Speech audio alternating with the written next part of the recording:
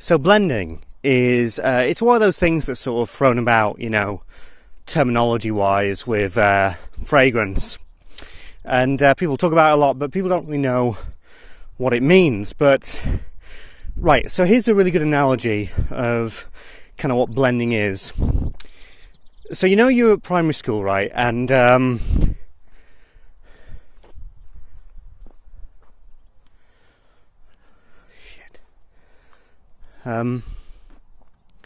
right, I'll be honest with you. Oh shit!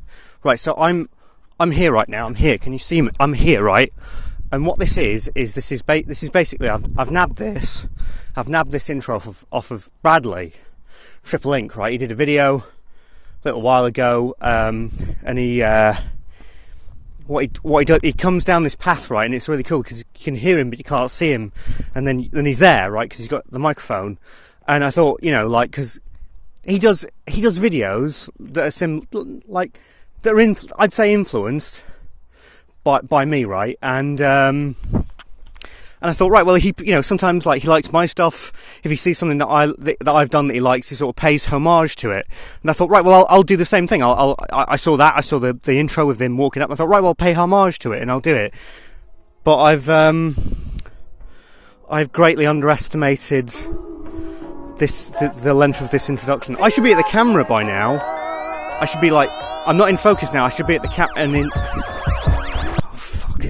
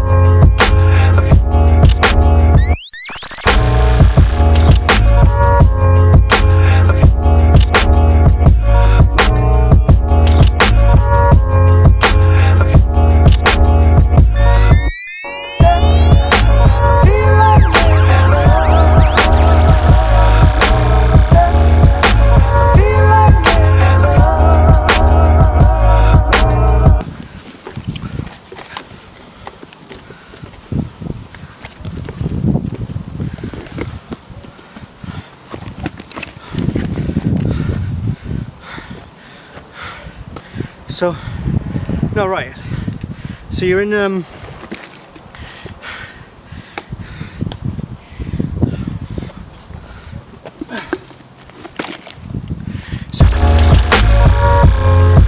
you're in primary school, right? And what you do, right, you have like painting lessons or art lessons, and what you do is you have two paints, right? You have red and you have yellow. And then when you take the paintbrush and you take those two colours and you mix them together, you don't get spots of red and yellow. You get the colour orange. And that's basically what blending is. It's about not being able to completely track sort of individually what the smells or the notes are. Instead, they create sort of one fragrance on their own. So, say for example with Jean-Paul Gaultier's La Malle, or the old school version of La Malle, you don't really you can smell kind of a hint of lavender or a hint of vanilla, but realistically it's so well blended and so well sort of thought out and constructed and composited that you don't really get any of those individual peaks. You just kind of get one smooth smell, and that, when you've done that, you've really sort of hit top tier level perfumery. Now, sometimes blending isn't the be-all and end-all. In fact, say, for example, Bleecker Street, it's actually nice to have those peaks of oak moss and blueberry.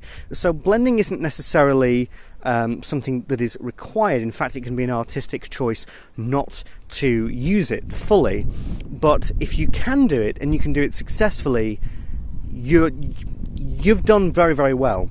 And Byredo, and especially with this one, Bal D'Afrique, this is some of the best blending probably that I've ever smelt. In fact, I would go as far as to say, as the chap behind this, Jerome. I'm not going to say your last name because I will murder it, and you will not be happy with that.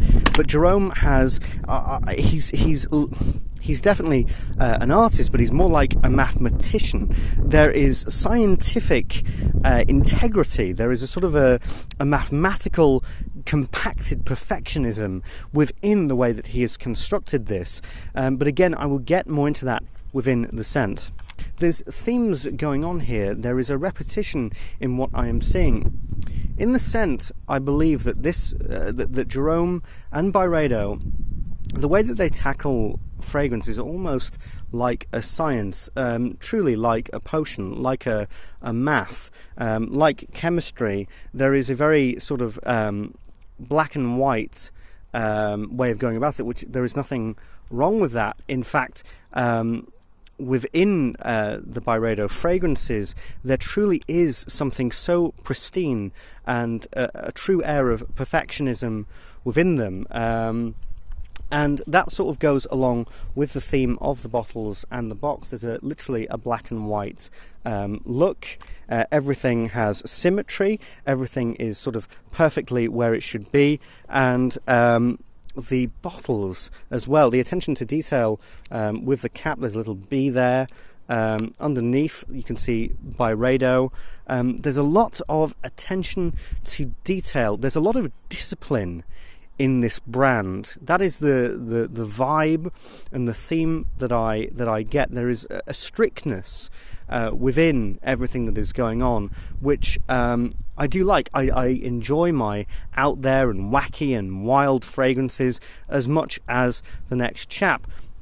But it is lovely to see such a sort of military precision in what's going on. And this is, again, very, very stated overtly with the presentation. There's so much in here. I'm just going to put the bottle there. But say, for example, I felt bad. The only criticism that I'm going to say is I felt bad ripping that. You open that. Again, so much going on with this box. You open it. You have the sort of the in tray there, and then you even have a little letter from Byredo explaining everything that's going on there. So absolutely stunning, unbelievable presentation. I mean, talk about going the extra mile, which is sad really, because for a lot of people when they buy this, the box, the letter, everything here will just go in the bin, and I can't do that because it's so pretty. So I'm going to give this an unprecedented 6 out of 5 presentation, because what less could I give it? They have gone, the 6 is because they have gone over, way over and above for the presentation, for the packaging, should I say, for a bottle that just looks like that. They could have stuck that in a box, they could have made it look pretty, everything could have been fine, but no, they chose to go way overboard with that. So talking about the scent, there is a lot to talk about. The big thing with this, let me just spray a bit on here. So, spoiler alert, I really love it, but I love it for a lot of different reasons. I tried to smell a microphone there, I don't know if you noticed that, but so listen, the thing that shocked me, the moment when I realised that this was no screwing around was when I actually saw the note breakdown. So in here we've got neroli, vetiver, lemon, bergamot, amber. These are beginner notes. These are amateur notes. These are notes that you give to a first-time perfumier and you hope to God that they don't fuck it up. But you're telling me that a guy took those fundamental, easy, amateur notes and created that? That is amazing. All right? There is somebody here that fundamentally understands how perfume and how fragrance and how this art form works in a big, big way. All right? This does not smell like a easy to wear sort of baseline kind of designer. They have taken simple ingredients, simple humble ingredients, and made it into a Michelin star meal. Right? That's That's absolutely what I get from Bal D'Afrique, and what I get from Jerome's work here. Truly staggering. It's very, very minimal, and I think it's from a person who knows how to work with what they've got. All right. So actually, when I first smelled this, I actually got a really lovely yogurty vibe, which sounds kind of crazy. I got a yogurty vibe with a few herbs and woods and things like that. I actually got sort of a creaminess to it, but now that I've worn it a lot more, it's actually a powderiness. And to take citrusy notes, there's no iris in this. There's nothing that should be making it powdery or uplifting to that degree, but you take those citrus notes, you work with it, you work with the woods, you work with the amber, and you get a concentrated, vivid, lucid experience where it's powdery, it's fluffy, it's endearing, but it also has an edge to it. So really, really lovely and well composed fragrance, and well thought out. There's so much thought put into this, which I really, really, truly love.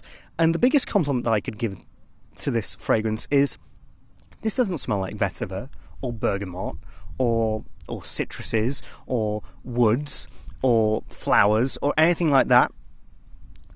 It smells like Bal D'Afrique. It smells like a completely original composition of a smell, and that's what I was referring to. The blending in this is absolutely exquisite. The blending and the knowledge of the blending is worth its price point and worth its niche tag, if you will. So extraordinarily impressive. This person did not rest until he got this fragrance right. That's what I truly feel whenever I smell it. So with that in mind, it's so easy to give this a 5 out of 5. Take it and run before I change my mind. 5 out of 5. Absolutely brilliant. Love it. Projection longevity is, I suppose, the missing part of this equation, if you will.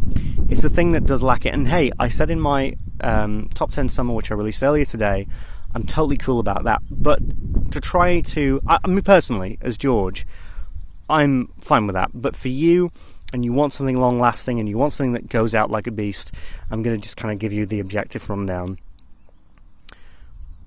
Projection is 2 out of 5 on my skin. It's very poor. It's not great. People cannot smell this, even in high heat when it's been really hot. People, those compliments that I got, I had to put it up to their nose. So that's not great. I wouldn't say it's a skin scent, but it's not far off. I get maybe an hour, decent projection, and then after that it just tapers off. Longevity, 6 hours, probably less. It is not a great performer, and that is something that objectively will damage this in the final rating. It's a absolutely fantastic smell and such a well thought out product and piece of art. I will definitely buy it again. But projection is I'd say both of them actually on my skin. It's a 2 out of 5, and that will reflect in the final rating. Bal D'Afrique is a masterclass in fragrance minimalism, a subject that has recently truly piqued my interest. The thing that has been interesting me, like I said in the top 10 summer, is what can you do with so little? These perfumiers who can do quite a lot with these gargantuan 35, 40, 7 billion notes. They're impressive, they're great, but what can you do with not a lot and with only the fundamentals? And this is the answer to my question in many ways. This is absolutely astonishing and brilliant in the scent perspective for the reasons that I've given. But the thing that does let it down, the thing that I do feel in some ways may have been overlooked, is the performance. But at the same time, there's the presentation, which is also fantastic. So I'm going to level it down to a 4 out of 5. There's many different reasons to buy this, but there's only a couple reasons why not. And one of those reasons is, of course, if you do not want something that is light and doesn't last, then this is unfortunately just not for you. Anyway, just making sure that I'm not being lynched by various people who would like to lynch the Fragrance Apprentice at this point in my career. Until I see you next, I hope that I have given you the information that you wanted, but until I see you next time, I'm the Fragrance Apprentice, and I'm out.